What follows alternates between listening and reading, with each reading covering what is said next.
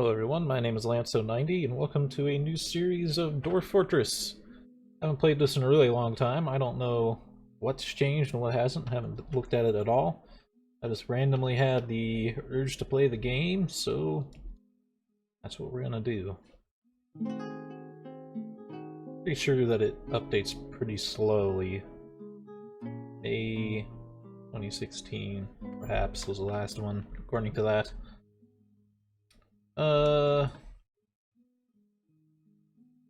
Don't know if I want very short or just short. I think we'll just do short for history. If you haven't seen me play this game before, or haven't seen anyone play this game before, you might be a little bit lost about what this is. Dwarf Fortress is I guess you'd call it a base building game. It's very complicated. It takes a lot of learning to figure out, and I don't even have it figured out really. If you look at my other closest game series I can kind of compare this to is Cataclysm Dark Days Ahead. It's a ASCII-based game with very limited graphics. There's a tile set, but that's about it. Yeah, first we're just generating our world here. I'm just going to leave it on medium.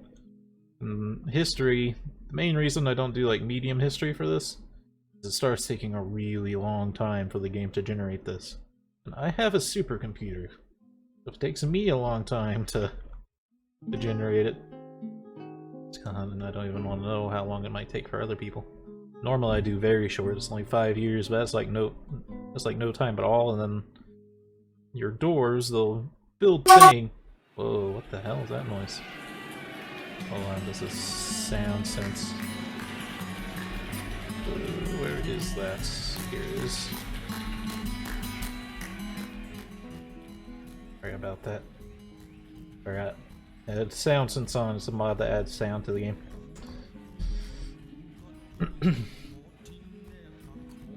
Yeah, it's just generating our world here, randomly, procedurally, whatever you want to call it. And once it's done, we'll pick a spot to embark our doors at. I kind of forgot what I was saying before the sound interrupted me there.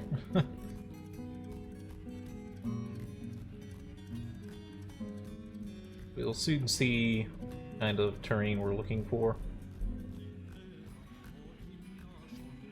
I always go for the same thing, but I know it's a little bit boring, but I'm not good enough to try something harder, you know?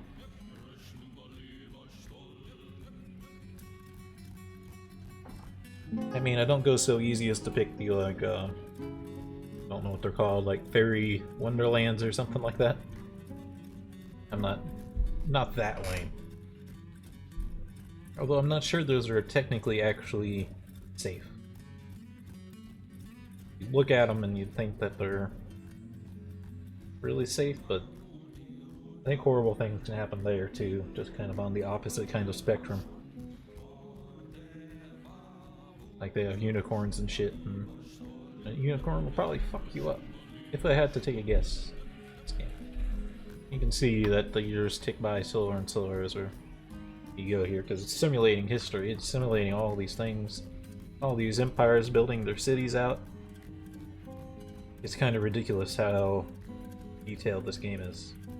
Like I said, it's a lot like Cataclysm DDA as far as like attention to detail goes.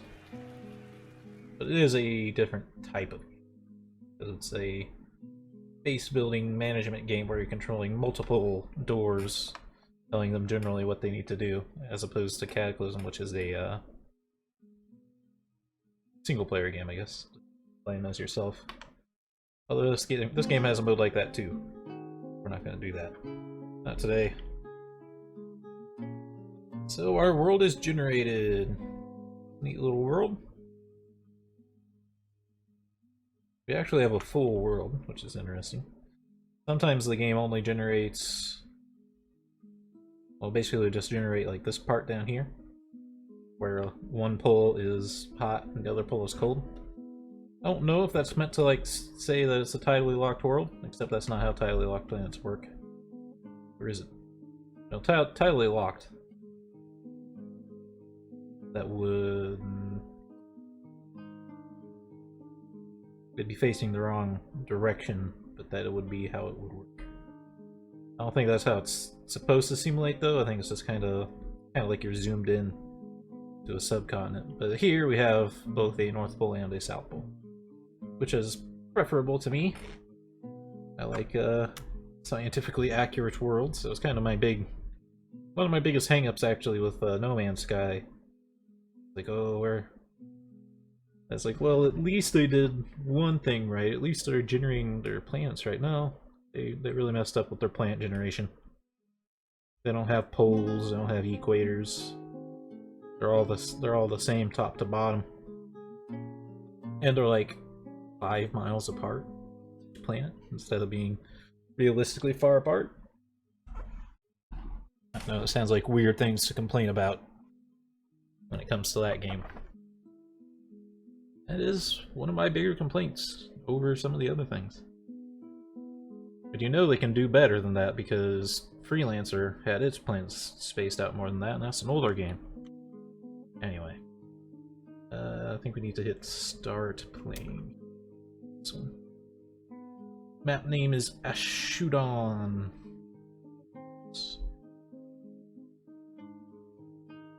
Generating more stuff. It simulates a couple weeks. I don't know exactly what it's simulating right now, but it must be something that can't be generated on the spot during the actual map generation. So here we are. Since I've been explaining everything so far, I'll continue to explain what the hell we're looking at, because if this is the first time you're seeing this, you're gonna be like, I have no fucking clue what I'm looking at. Anyway, so on the far right there, we have, or not our far right, we'll get to that later. On the right here, we have the world map, which is what we saw earlier, but we saw it zoomed out a little bit. Saw it zoomed out at this resolution, which is the region map mode. So, zooms in. And then over here, we have local map mode, which is zoomed in again. And then even in this local map mode, we have a little highlighted area. I've never noticed that the border changes. Did I mouse over it? I don't know what that means. Can I change it? Hold on. Wow, that's good to know. I didn't know that. That might be new. There's almost no mouse controls in the game.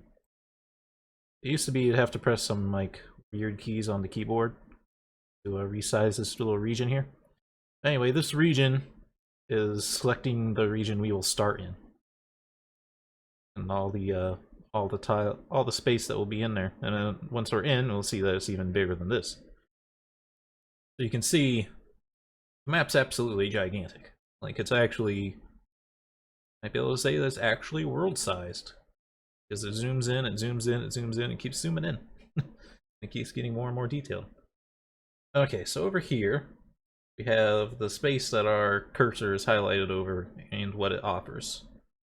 So right now, we're over this mountain, still over a mountain, and then there's a kind of a grassland area, and there's partial mountains here. But anyway, it's telling us that in this area, it's considered a temperate freshwater swamp. Temperature is warm, it's heavily forested, trees, other vegetation is thick, the surroundings are wilderness, it has a brook, and then it has these layers here. So the temperature, we're looking for warm, temperate, maybe cold. I don't know for sure though, we might just want to stick to warm or temperate. Ideally, want to stick to temperate. Trees doesn't matter quite as much as the temperature, because it'll be a little bit easier to deal with, but we do want at least probably forested or heavy forested. Other vegetation could be thick to very thick, probably. Actually, it's not important at all, really. If there really isn't any, it'd be okay. But I prefer to just have that higher. Surroundings, wilderness, that's pretty much exactly what I'm looking for. This is probably, this basically tells you how dangerous the area is.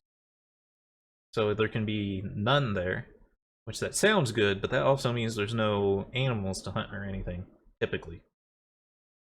So if you want things to hunt, you at least want wilderness. But if you go to one more level up, which is Untamed Wilds, you deal with, instead of animals, you're dealing with animal men. Quite a bit harder to deal with. So then each tile is likely to have a brook or a stream. Streams are bigger. Anything bigger than that isn't like in the map. Like you can see here, there's like this river running here.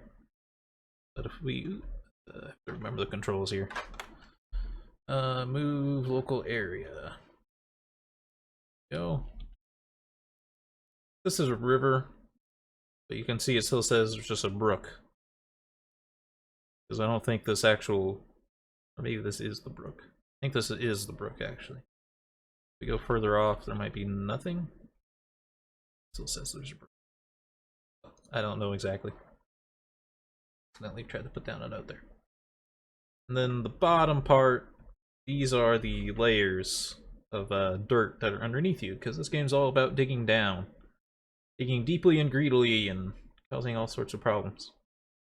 So this will tell you what the layers under you are. There's, like this one has deep soil, shallow metals, deep metals, and fluxstone layer. This place is actually extremely good, to be honest. But yeah, let's search for a proper location. So we can do F to find this desired biome. We can put in some search parameters. Now there's only a few things that we have to have. Fluxstone rare, yes, we need fluxstone. This is what you need to make steel, I believe. I think you might be able to still make iron without it. But you definitely need fluxstone for steel. It might also mean coals and things to actually burn. Otherwise you're gonna have to rely on wood, which that's not fun either. I can't remember which is which, but it's something you have to have. Aquifers are horrible, but I have a mod on that turns off all aquifers, so I don't have to change that to say no. River, yes. Shallow metal, yes. Deep metal, yes. We can change these to have multiple. Maybe we should. I'll just put on yes. Soil, less than or equal to. It's a less than or equal to deep. I'll say yes. It's not probably as necessary as soil. Actually, let's put on not available. I don't think that's too big of a deal. Let's do our search. I used to be a lot more particular with it. I might have to turn it up because it's going to give us a lot of good zones that actually aren't good, I think. So the map's, it's going through, it's scanning all of these areas to see if it has anything that meets these parameters. And then it's highlighting them in green on the map. And then all the red is areas that do not have this parameter.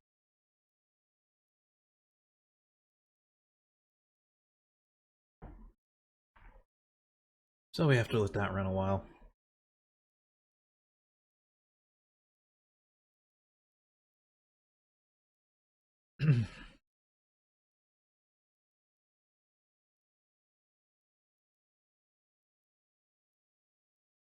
I don't know if this will be a tutorial series as much as just explaining what I'm doing, in case you haven't seen it before.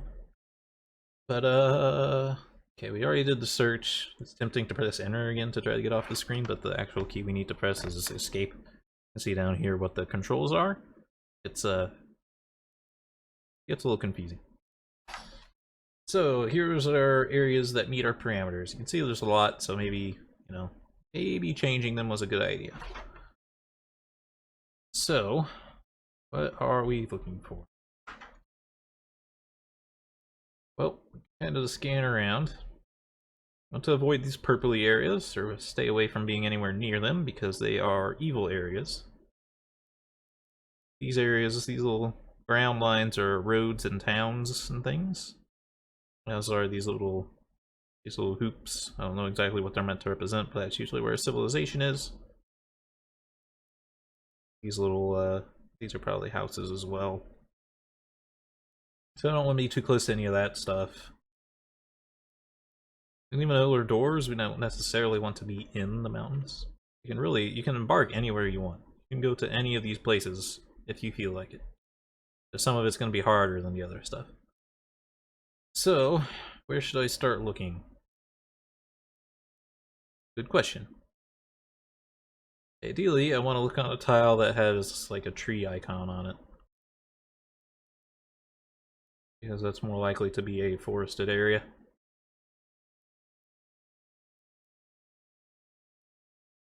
You can see like the edges of these mountains all have the biome we're working for. I don't think they're actually what we're looking for. We're looking for... It's a little hard to explain. I'll explain it as we get to it here. The thing is, this local area, put it over like this one, for example. It's searching, when it scanned the map, it's scanning for 4x4 areas that match the things that we put in. So, here's our local area. Right now, everything in this area is this biome, the hot broadleaf forest with all these details. If we slide the thing around using U, M, K, and H,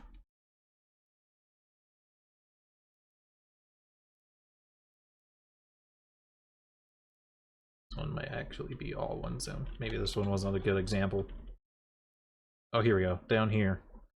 Down here on this edge, it says View Biome, F1 and F2. There's two different biomes here. So what will happen sometimes, which is what a lot of these are, is because there's a partial mountain biome and a partial forest biome right next to each other. It scanned this entire local area and say, hey, this local area has both the flexstone and the soil. And then just kind of stopped at that point. But what it really means is, well, this area has flexstone but doesn't have soil, and this area has soil and doesn't have flexstone. It would just be a lot easier for me if it was all on the same plane. But that doesn't always happen. In fact, it might never happen. Oh no, if I've ever found... This also happens on the shoreline, that's why you see a lot of spots on the shoreline that show up like that. I don't actually know if we'll find one that's not circumstance like that. And these are like in the mountains. It's hell.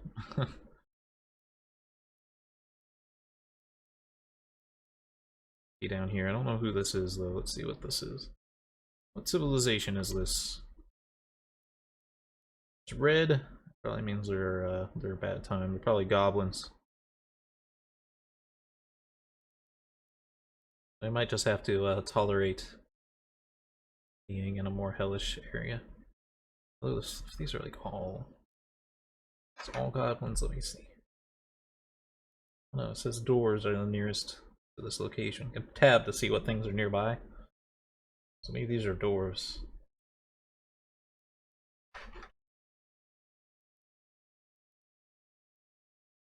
And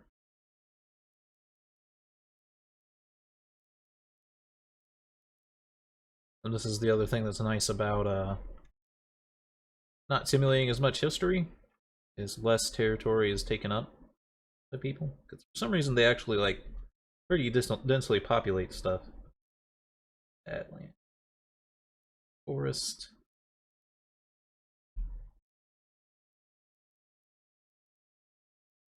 Warm.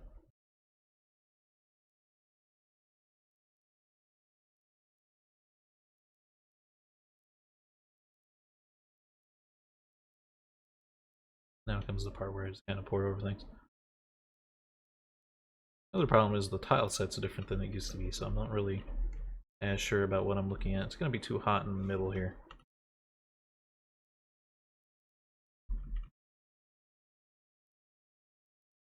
Those might be goblins. I don't know if necessarily dwarves being at the top might just be because we're thinking of settling there. Less than we have dwarven allies nearby. See my cursor.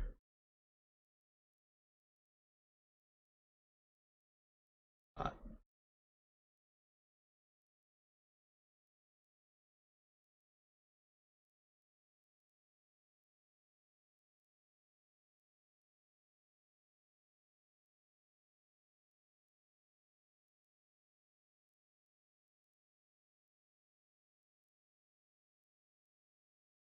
think they cut down like all the trees already. Ooh, Untamed Wilds. I mean, I might be able to do Untamed Wilds, but it's kind of scary. Other biomes are here. See, it's kind of, that's where the good stuff is, but it's in the wrong spot. Maybe.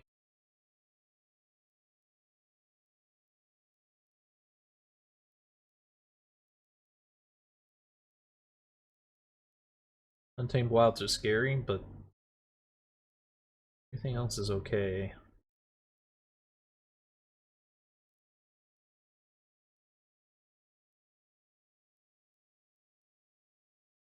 We're at war with the elves up here, but there's no goblins. Huh. Might be interesting. Goblins are the people who are a piece of shit. So tap to this window, we have our civilization.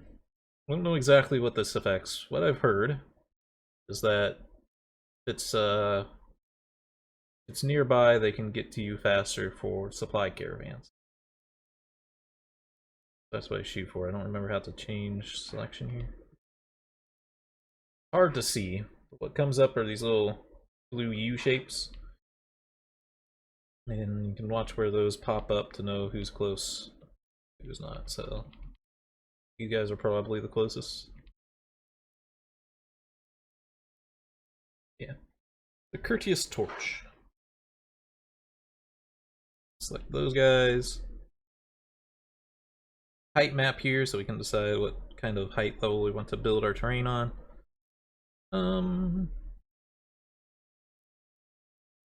I want to slide over here. Remember where the stream kind of take. Oops. Every key does something, so it's easy to hit the wrong key. This is a 4x4 area, correct? It's a little weird because font's not square. It is a 4x4 area. Sand, deep soil, metals, fluxstone. Yeah. By the way, 90% of this game is just setup. I'm dealing with Untamed Wilds, though, I do believe, which is a little bit scary. So we have this option to just play now, which just randomly picks everything for us.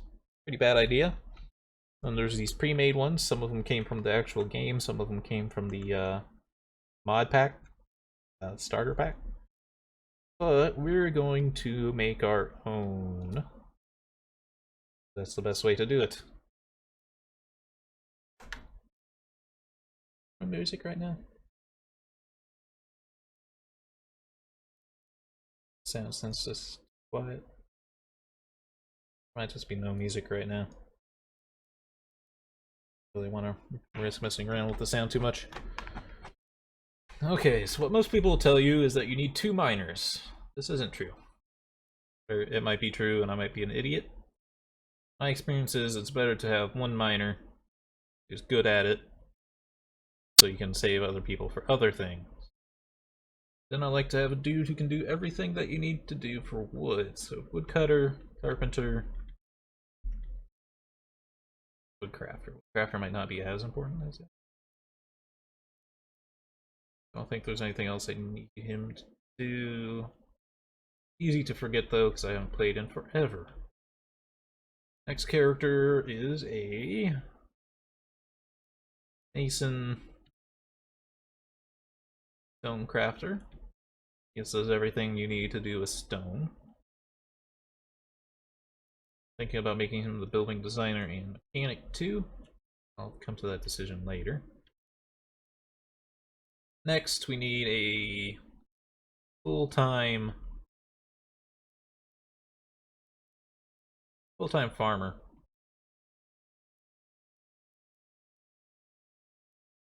May give him a little bit of skill at herbalism so he can pick some plants to start the game off, because it's going to be a while before we can get him set up with a farm.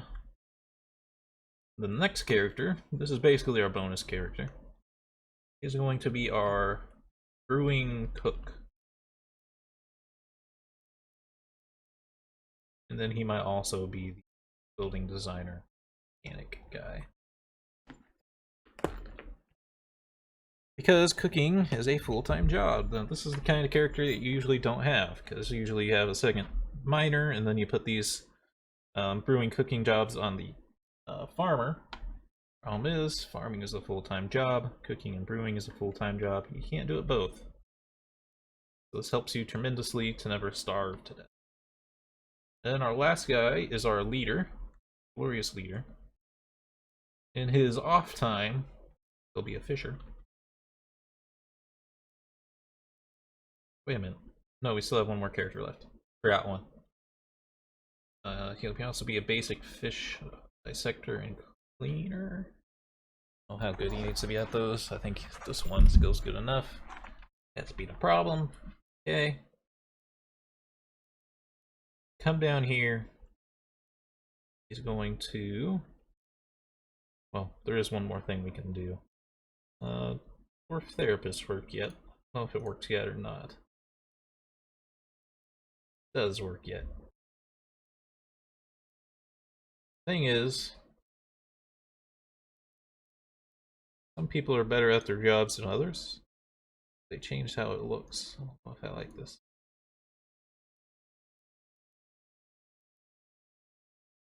A lot to throw at you if this is the first time of you guys watching this. So Dwarf Therapist is just a plug-in program that lets you see what else these characters are good at doing. And it helps you manage them in a much easier to see way than managing them in-game. So what I'm looking at right now, you guys can't see it, is what they are naturally good at. Because otherwise I have to click into each individual profile and take a look.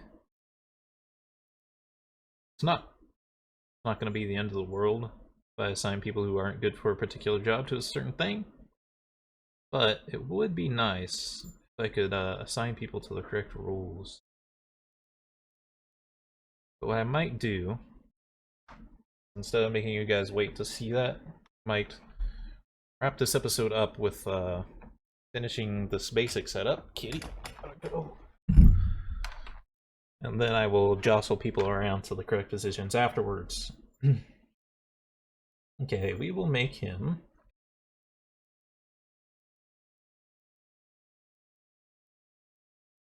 2 levels of praising, 2 levels of replica keeping.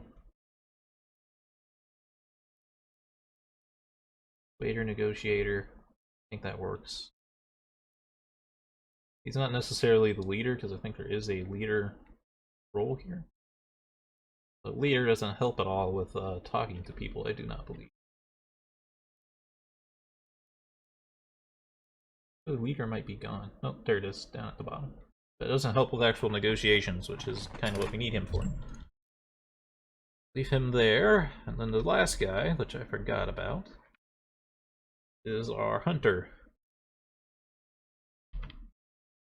2 levels of ambush, 2 levels of butcher. I don't know if he should get leather worker and tamer as well. No, because he also needs crossbowmen, and then possibly armor user and fighter.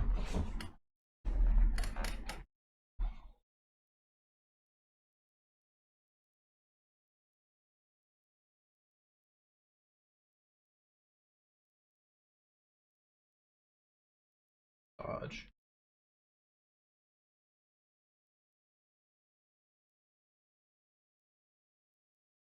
Pull one way from dodge, and I will give him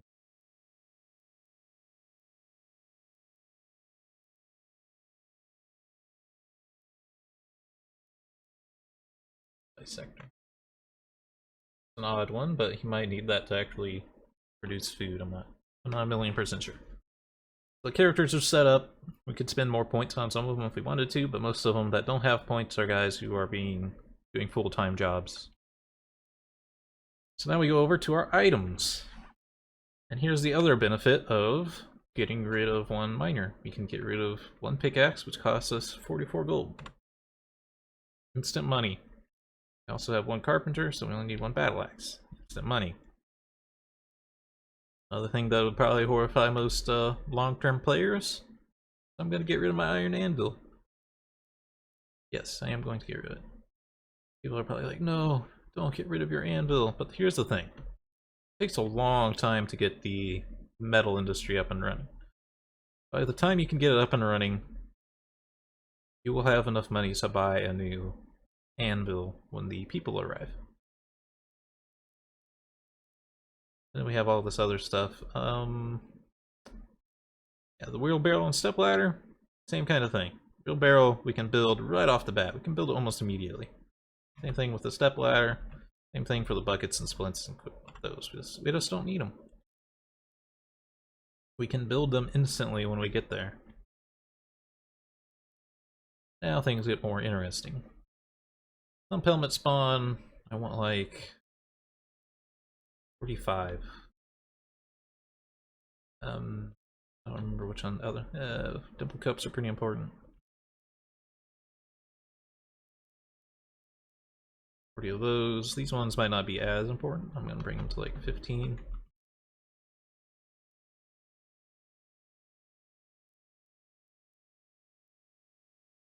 Rock nuts, I do not think produce any seeds. I think they're just consumed and then they're done. So with our cloth, ropes, and thread, and bags, you can replace these with cheaper things, unless something's changed. So, everything but ropes we need 5 of. Easier. Possible this has changed, because this was almost kind of an exploit before. We go to new, and we type in cave spider. These should be cheaper. So we can get the same things for less. Cave spider. Bags. I think they're just as good as well. They're not really that much worse. If worse at all. Thread.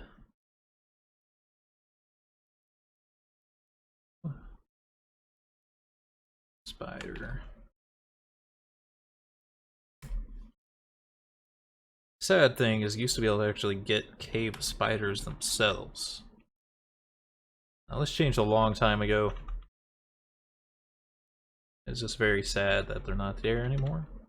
Because now it gets a lot more complicated to actually get a cave spider. But they're good for producing that silk, which we can make clothes and stuff out of. You used to be able to just pick them up in this menu. But now you can't. Things are much more difficult as a result. Okay. Other thing I will do is we have 3 kinds of beer. I want all kinds of beer. I think it just randomly selects one not to have. And then I want 30 of each type. Dwarves exist on beer. I don't know if you know this. You know this? Did you hear about this? Yeah, they exist on beer. They cannot live without beer. They can have water. If they don't have beer, they're dead. I think I'm exaggerating. No, my friend.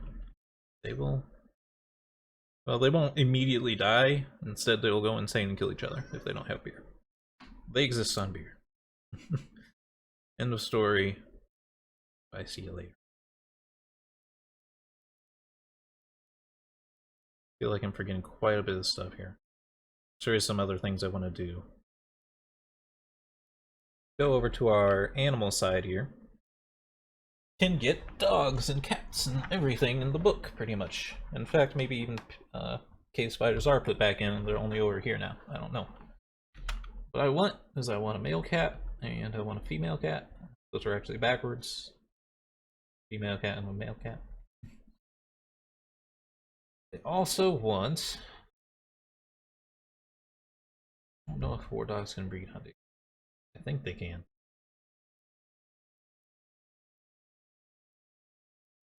Male hunting dog and a male war dog. They will breed, they will make puppies. Everything will be nice. Then we have lots of livestock kind of animals. There are no cave spiders. So what I haven't done is I haven't picked up like I haven't picked up sheep before. Wonder if they might be a good idea. So they could produce some wool. I've never done it before. I don't know how fast they grow. Be sheared.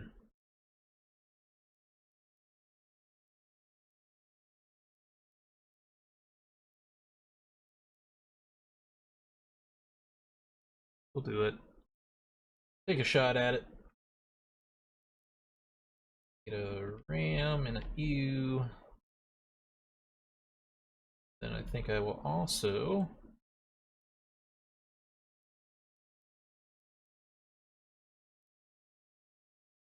grab 4 roosters and 4 hens.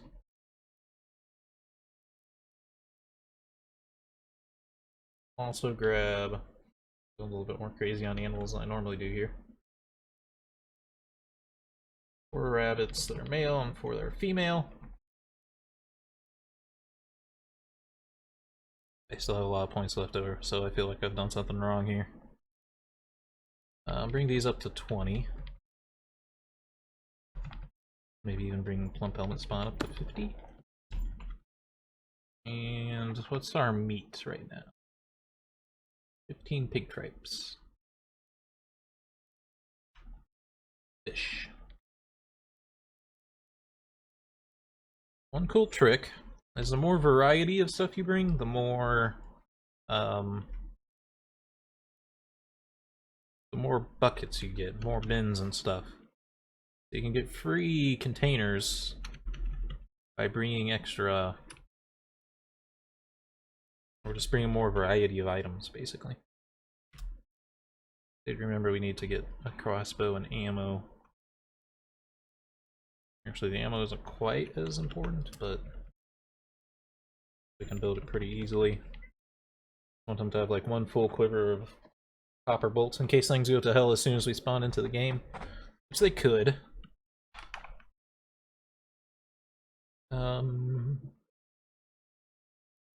I feel like I'm forgetting something major here because it feels like we have a lot more stuff than we should. A lot more points left over here.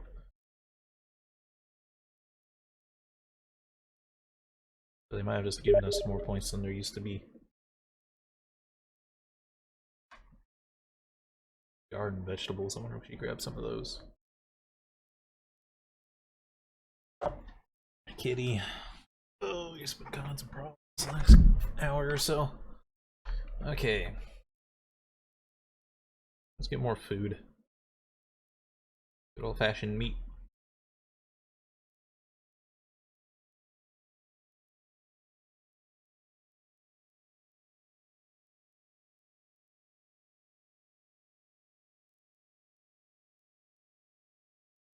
I don't know if we need to grab the stuff that says it's prepared, but that's what I've been doing, because I assume that something prepared is better than something that's not prepared. Okay, now we're getting a little ahead. Let's get some more pump helmets. These are fully grown pump helmets, so they offer once they can be eaten and they'll drop a seed when they're done. That they're pretty good to have. Oh,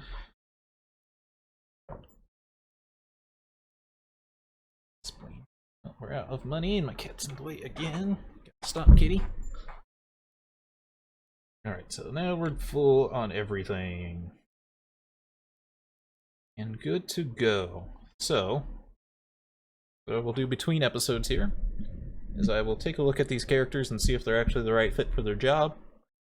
And if they're not, I will switch them around and then we will start. So I hope you all enjoyed and have a good day. Kitty, you're in the way again.